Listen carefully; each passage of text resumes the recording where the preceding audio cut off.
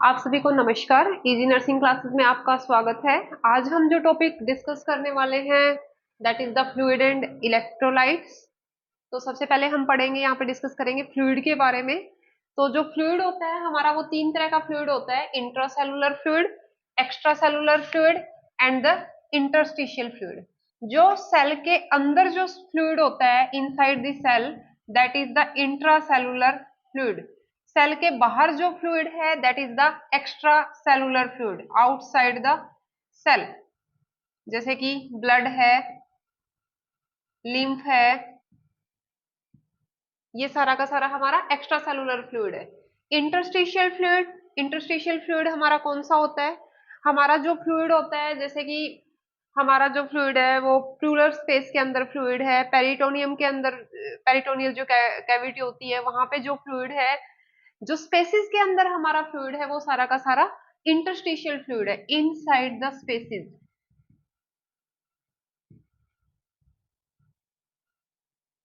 Like the pleural cavity, peritoneal cavity, pericardial fluid. यहाँ पे जो सारा फ्लूइड होता है वो हमारा इंटरस्टिशियल फ्लूइड है, जो स्पेसिस के अंदर हमारा फ्लूइड होता है। तो तीन तरह का फ्लूइड होता है: intracellular fluid, extra cellular fluid और इंटरस्टिशियल फ्लूइड। जो इंट्रासेलुलर फ्लूइड होता है वो 40% होता है टोटल फ्लूइड का। जो 40% होता है that is the inside the cell and that is called the intracellular fluid. एक होता है हमारा थर्ड स्पेसिंग।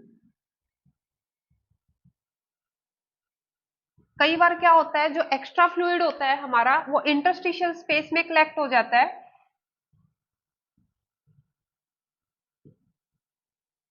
जैसे कि प्लूरल स्पेस होता है हमारा, पेरिकार्डियल स्पेस है, पेरिटोनियल स्पेस है। तो यहाँ पे जब एक्स्ट्रा फ्लूइड कलेक्ट हो जाता है आकर, तो that is called the third spacing. उसको हम थर्ड स्पेसिंग बोलते होते हैं। एक होता है हमारा अडीमा। अडीमा में क्या होता है, जो एक्स्ट्रा सेलुलर फ्लूइड होता है that is connected in the tissue. जो हमारे कनेक्टिव टिश्यू होते हैं वहां पे फ्लूइड कलेक्ट हो जाता है, तो that condition is called oedema. उसको हम एडिमा बोलते होते हैं।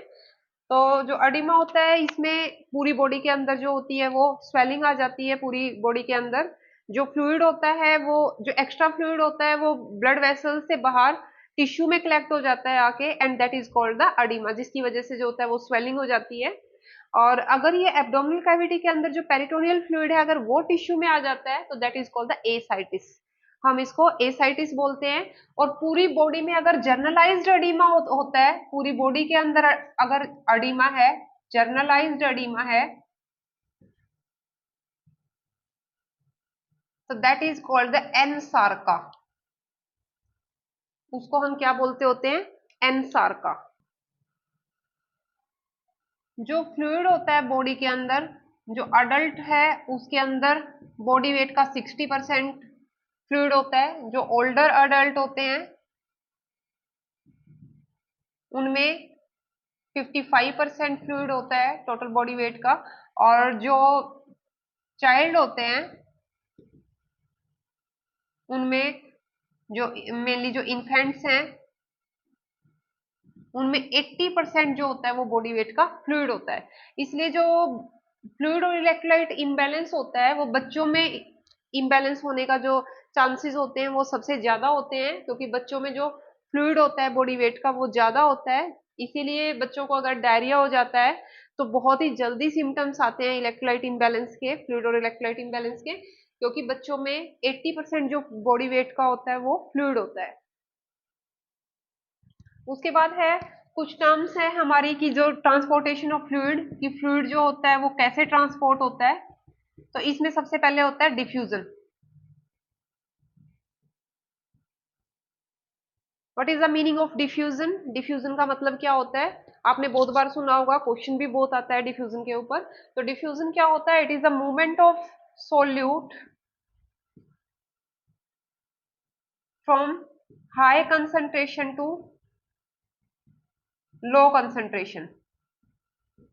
जो सोल्यूट है उनकी मूवमेंट है, जो सोल्यूट है वो मूव करते हैं हाई कंसंट्रेशन से लो कंसंट्रेशन की तरफ, तो that process is known as diffusion, उसको हम डिफ्यूजन बोलते हैं। मान लो किसी तरफ यहाँ पे हमारा सोडियम जो है वो ज्यादा है, यहाँ पे सोडियम हमारा कम है, तो जहां पे कंसंट्रेशन ज्यादा है वहां से कम कंसंट्रेशन की तरफ अगर सोल्यूट हमारा मूवमेंट कर रहा है तो that is known as the diffusion, उसको हम डिफ्यूजन बोलते हैं। उसके बाद आता है ऑस्मोसिस। जो ऑस्मोसिस होती है, it is a movement of solvent, not solute, it is a movement of solvent, or we can say it is the movement of water from high concentration of water to low concentration of water। जिस side water ज्यादा है उस side से कम water की तरफ अगर movement हो रही है दैट इज ऑस्मोसिस। और वी कैन से जिस साइड सॉल्वेंट ज्यादा है वहां से कम की साइड में मूवमेंट हो रही है तो उसको हम ऑस्मोसिस बोलेंगे। लेकिन अगर वाटर ज्यादा है सॉल्वेंट ज्यादा है तो वहां पे क्या होगा, सोल्यूट जो है वो हमारा कम होगा, और यहाँ पे क्या है, सोल्यूट है वो हमारा ज्यादा होगा, high concentration of solute.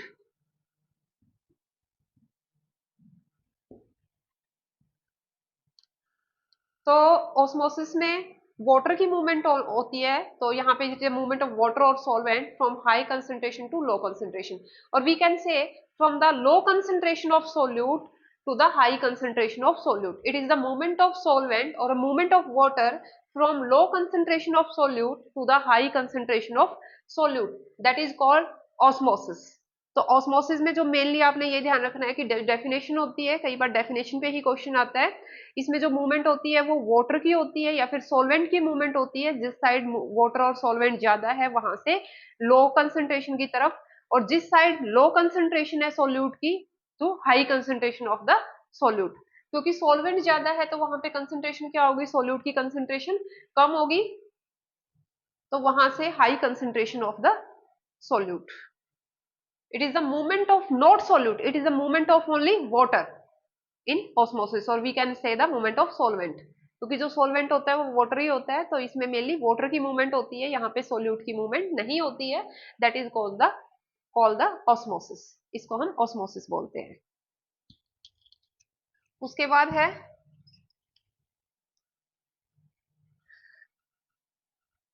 Osmosis और डिफ्यूजन, बहुत इंपॉर्टेंट है, डेफिनेशन के ऊपर क्वेश्चन आता है, डेफिनेशन दी होती है कि इनमें से कौन सी डेफिनेशन है, वो कौन सी डेफिनेशन है वो करेक्ट है, डिफ्यूजन का मतलब क्या होता है, यहाँ पे जो मूवमेंट होती है वो सॉल्वेंट की मूवमेंट होती है या सोल्यूट की मूवमेंट होती है ऑस्मोसिस में, तो दैट इज वेरी इंपॉर्टेंट। उसके बाद हमारा आता है ऑस्मोटिक प्रेशर।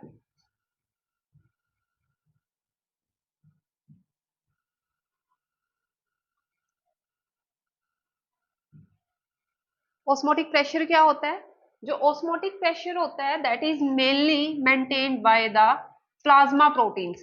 जो प्लाज्मा प्रोटीन होती हैं वो ऑस्मोटिक प्रेशर को मेंटेन करती है, और जो प्लाज्मा प्रोटीन होती है उनको कौन सिंथेसाइज करता है, that is synthesize by the liver, और मेनली जो प्लाज्मा प्रोटीन होती है दैट इज द एल्बुमिन, सबसे मैक्सिमम एल्बुमिन पाई जाती है प्लाज्मा प्रोटीन जो ऑस्मोटिक प्रेशर को मेंटेन करती है।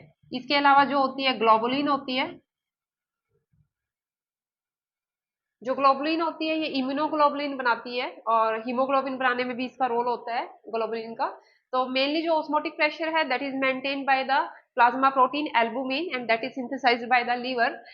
इसमें ऑस्मोटिक प्रेशर ये कैसे मेंटेन करती है, मान लो ये ब्लड वेसल है, तो यहाँ पे जो एल्बुमिन होती है प्लाज्मा प्रोटीन वो क्या करती है, एक प्रेशर एक्सर्ट करती है, इनवर्ड प्रेशर एक्सर्ट करती है, जिससे कि जो ब्लड है या फिर जो फ्लूइड है अंदर ब्लड वेसल के अंदर वो इनवर्ड पुल उसके ऊपर लगता है, इनवर्ड पुल।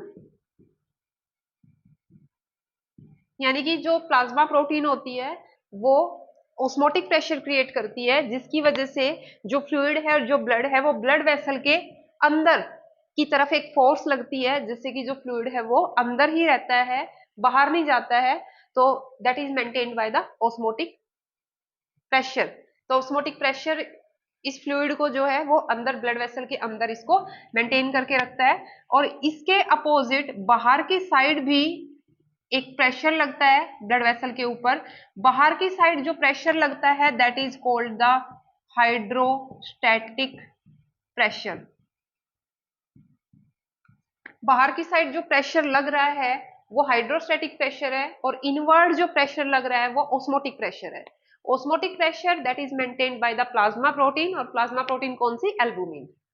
उसके बाद है जो हमारा वीनस एंड होता है, यहाँ पे जो वीनस ब्लड है वो हमारा टिश्यू के अंदर जा रहा है, वीनस ब्लड है। तो यहाँ पे क्या होता है, जो ब्लड जा रहा है वीनस ब्लड, यहाँ पे हाइड्रोस्टैटिक प्रेशर जो होता है वो ज्यादा होता है ऑस्मोटिक प्रेशर से। टिश्यू में ब्लड गया, हाइड्रोस्टैटिक प्रेशर ज्यादा है, तो ब्लड क्या होएगा, जो फ्लूइड है वो सारा का सारा कहाँ आ गया, हमारा टिश्यू के अंदर आ गया। सारा का सारा फ्लूइड हमारा कहाँ आ गया, टिश्यू के अंदर, क्योंकि हाइड्रोस्टैटिक प्रेशर उसको बाहर खींच रहा है, और ऑस्मोटिक प्रेशर से हाइड्रोस्टैटिक प्रेशर जो है वो ज्यादा है, तो फ्लूइड को उसने बाहर खींच लिया। यहाँ पे एक्सचेंज होता है, गैसेस का एक्सचेंज होता है, न्यूट्रिएंट्स का एक्सचेंज होता है, जो वेस्ट होते हैं वो एक्सचेंज होते हैं, या फिर वेस्ट है वो ब्लड में वापिस आ जाएंगे। तो यहाँ पे एक्सचेंज होता है वीनस हैंड के ऊपर, जो ब्लड है, जो डीऑक्सीजनेटेड ब्लड है वो कन्वर्ट हो जाएगा यहाँ पे ऑक्सीजनेटेड के अंदर। यहाँ पे ये जो है हमारा आर्ट्रियल एंड से जो ब्लड आता होता है, मान लो ये आर्ट्रियल एंड है, यहाँ पे आर्ट्रियल एंड है, यहाँ पे टिश्यू के अंदर ब्लड आ रहा है, जो आर्ट्रियल ब्लड है उसके अंदर ऑक्सीजन है, न्यूट्रिएंट्स हैं, ये सारे के सारे टिश्यू में चले जाएंगे।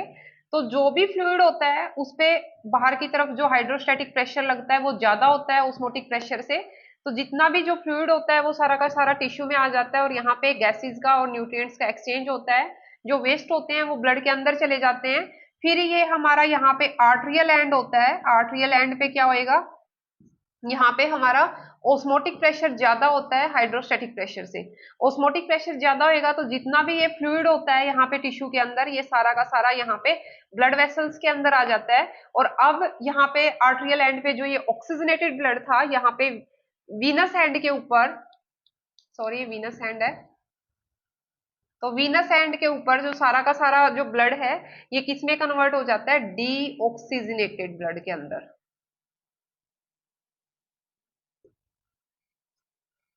ये डीऑक्सीजनेटेड ब्लड के अंदर यहाँ पे कन्वर्ट हो जाता है। तो हमने इतना याद रखना है कि जो आर्ट्रियल हैंड होता है वहां पे हाइड्रोस्टैटिक प्रेशर ज्यादा होता है ऑस्मोटिक प्रेशर से। हाइड्रोस्टैटिक ज्यादा होएगा तभी जो ऑक्सीजनेटेड ब्लड है वो सारा का सारा टिश्यू को के अंदर चला जाता है, जो फ्लूइड है, क्योंकि बाहर की तरफ खींचता है हाइड्रोस्टैटिक प्रेशर। और जो वीनस हैंड होता है, अब यहाँ पे एक्सचेंज हो चुका है गैसेस का, न्यूट्रिएंट्स का, जो वेस्ट है वो वापस डल चुके हैं। तो यहाँ पे जो फ्लूइड है वीनस हैंड पे, यहाँ पे ऑस्मोटिक प्रेशर जो होता है वो हाइड्रोस्टैटिक प्रेशर से ज्यादा होता है, और जितना भी जो फ्लूइड होता है वो वापस से वीनस हैंड पे जो होता है वो सारा का सारा ब्लड वेसल के अंदर आ जाता है। और यहाँ पे क्या होती है, जब वहां पे आर्टरी थी, आर्टरी से आर्ट्रियोल, आर्ट्रियोल से कैपिलरी बनती है, कैपिलरी से यहाँ से फिर क्या बनते होते हैं, वेन्यूल्स बनते हैं, और आगे वेन बनती है वेन्यूल से, देन वीना कावा, और वो सारे ब्लड को लेके हार्ट के अंदर चले जाते हैं। तो ऑस्मोटिक प्रेशर क्या होता है, कौन ऑस्मोटिक प्रेशर को मेंटेन करता है, ऑस्मोटिक प्रेशर का काम क्या है, हाइड्रोस्टेटिक प्रेशर आर्ट्रियल एंड पे कितना होता है, वीनस एंड पे ज्यादा होता है कि आर्ट्रियल एंड पे ज्यादा होता है। तो ये सारी चीजें आपको क्लियर होनी चाहिए फ्लूइड और इलेक्ट्रोलाइट्स के अंदर। तो ये बहुत ही इंपॉर्टेंट है। जनरली यहाँ पे ऑस्मोटिक प्रेशर के ऊपर बहुत बार क्वेश्चन पूछा गया है कि ऑस्मोटिक प्रेशर को कौन मेंटेन करता है, ऑस्मोटिक प्रेशर की डेफिनेशन क्या होती है, प्लाज्मा प्रोटीन में सबसे मेन जो प्रोटीन होती है ऑस्मोटिक प्रेशर को मेंटेन करती है वो एल्बुमिन होती है। बहुत बार ये क्वेश्चन पूछा गया है। आता है हमारा ऑस्मोलैरिटी।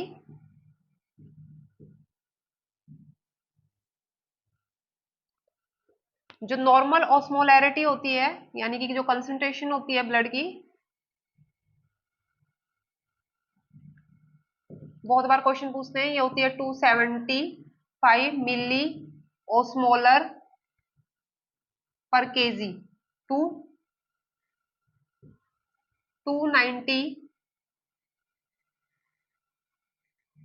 मिली ओस्मोलर पर केजी, ये नॉर्मल रेंज होती है ऑस्मोलैरिटी की।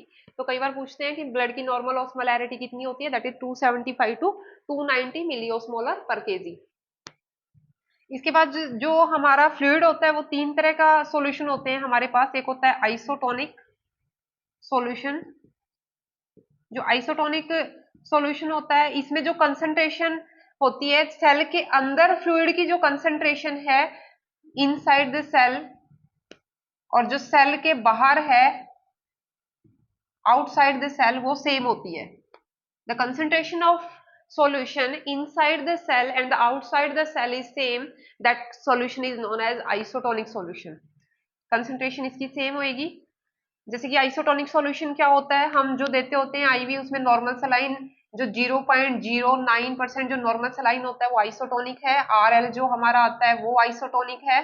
हमारा 5% डेक्सट्रोज जो वाटर के अंदर है ये हमारा आइसोटोनिक सॉल्यूशन है। इसकी कंसंट्रेशन सेम होती है जो बॉडी के अंदर जो फ्लूइड है उसकी कंसंट्रेशन के। इसके अलावा जो सॉल्यूशन होता है हाइपोटोनिक, जो हाइपोटोनिक सॉल्यूशन हम किसको बोलेंगे, इसमें क्या होता है सोल्यूट की कंसंट्रेशन कम होती है और वाटर की कंसंट्रेशन ज्यादा होती है। आइसोटोनिक में दोनों की कंसंट्रेशन सेम होती है, इसमें जो सोल्यूट होता है उसकी कंसंट्रेशन और वाटर की कंसंट्रेशन दोनों की सेम होती है। हाइपोटोनिक के अंदर सोल्यूट की कंसंट्रेशन कम होती है, वाटर की कंसंट्रेशन ज्यादा है, तो उसको हम हाइपोटोनिक सॉल्यूशन बोलेंगे। हाइपोटोनिक सॉल्यूशन में आता है हमारा 0.045% जो हमारा नॉर्मल सलाइन है,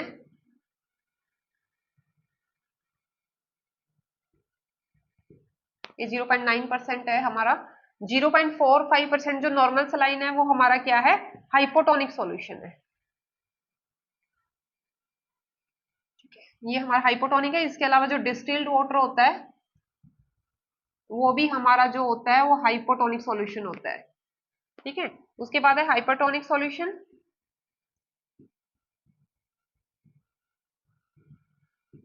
हाइपरटोनिक सॉल्यूशन में हमारा क्या होता है, यहाँ पे जो होता है हमारी सोल्यूट की कंसंट्रेशन ज्यादा होती है, सोल्यूट की कंसंट्रेशन ज्यादा होती है वाटर से। सोल्यूट ज्यादा है वाटर कम है तो सॉल्यूशन ज्यादा कंसंट्रेटेड है, that is called hypertonic solution.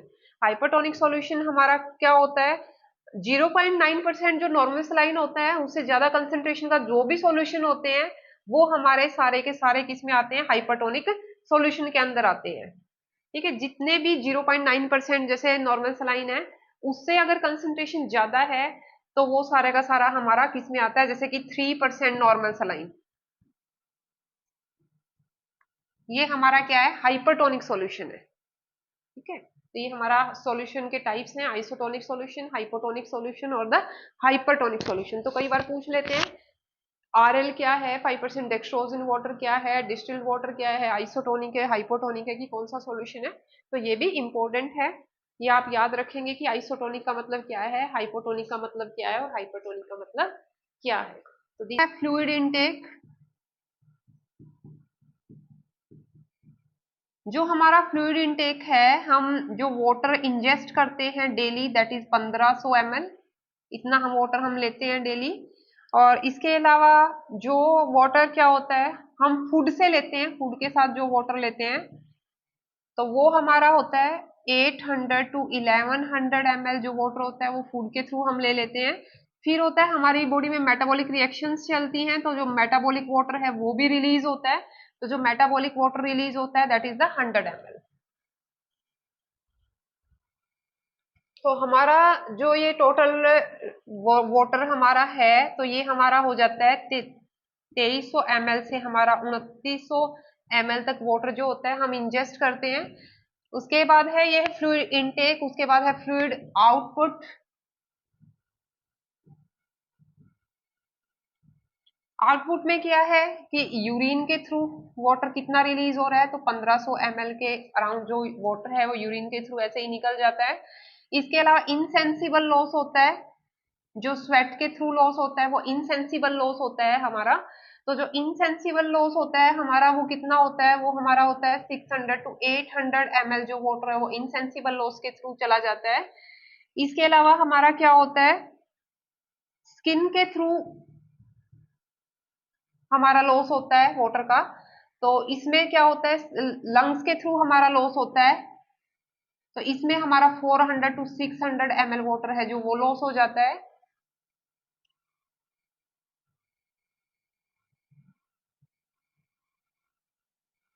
तो हमारा ये टोटल आ गया है यहाँ पे 2500 ml जो वाटर होता है वो हमारा लॉस हो जाता है।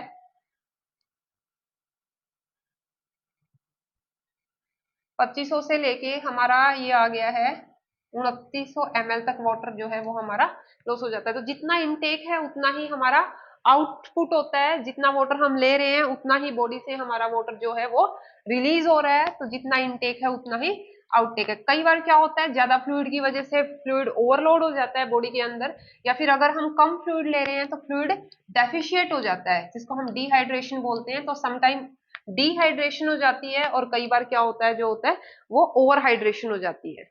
मेनली जो फ्लूइड और इलेक्ट्रोलाइट है उसको बैलेंस करने का काम कौन करता है? किडनी। किडनी जो होती है फ्लूइड और इलेक्ट्रोलाइट को बैलेंस करने का काम करती है, यूरिन फॉर्मेशन करती है। मेनली जो वाटर होता है वो यूरिन के थ्रू जो होता है हमारी बॉडी से एक्सक्रेट होता है। इसके अलावा क्या होता है, हार्मोन होता है एल्डोस्टेरोन। एल्डोस्टेरोन होता है जो हार्मोन, किडनी के ऊपर एड्रिनल ग्लैंड होती है that secret the hormone aldosterone. ये क्या करता है, सोडियम को रीएब्जॉर्ब करने का काम करता है, और सोडियम के साथ साथ ये क्या करता है, वाटर को भी रीएब्जॉर्ब करता है। तो जो एल्डोस्टेरोन है इसका भी फ्लूइड और इलेक्ट्रोलाइट बैलेंस के अंदर इंपॉर्टेंट रोल है। एक हार्मोन होता है ADH that is secreted by the posterior pituitary gland. इस हार्मोन को हम, एक और नाम भी होता है इसको हम वैसोप्रेसिन भी बोलते हैं। तो जो हार्मोन होता है एडीएच, ये पोस्टीरियर पिट्यूटरी इसको सीक्रेट करती होती है। ये हार्मोन क्या करता है, एडीएच क्या करता है, ADH increase reabsorption of water in the body.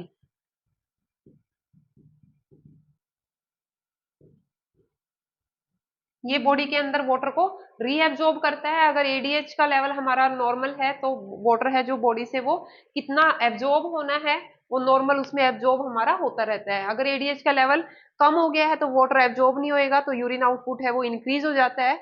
और एडीएच का लेवल अगर हमारा क्या हो रहा है, बढ़ गया है, तो वो वाटर को ज्यादा एब्जॉर्ब करता है बॉडी के अंदर, दैट कॉज द अडीमा। तो एडीएच पे भी डिपेंड करता है, जो फ्लूइड बैलेंस है हमारा बॉडी का, that depend upon the ADH. Aldosterone that also depend upon the kidney also.